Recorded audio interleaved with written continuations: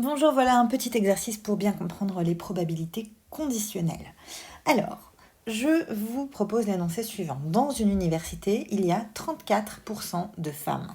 Parmi les étudiants et les étudiantes en informatique, 22% sont des femmes. Les étudiants et étudiantes en informatique représentent 20% de l'ensemble de l'université. Et la question, c'est quelle est la proportion d'étudiantes en informatique parmi les femmes de l'université. Donc vous voyez qu'il y a matière à se tromper, donc c'est bien pour ça qu'on fait cet exercice, c'est pour bien voir la différence entre P de A sachant B et P de B sachant A. Du coup, ce genre d'exercice, pour les réussir, c'est simple. Il faut tout poser de manière carrée. Donc, vous allez poser l'événement suivant. F, être une femme.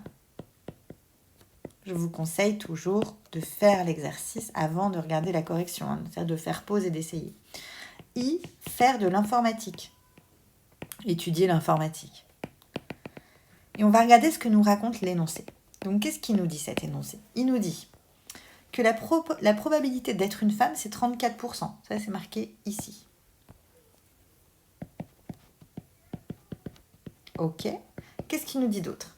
Il nous dit que la probabilité de faire de l'informatique, c'est 20% dans l'université.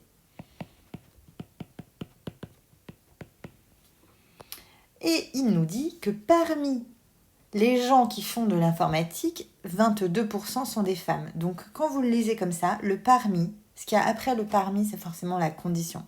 Donc on ne considère que des gens qui font de l'informatique et donc, sachant qu'on fait de l'informatique, quelle est la probabilité d'être une femme? C'est donc 22%. Ok. Et donc nous, la question qu'on nous pose, c'est parmi les femmes,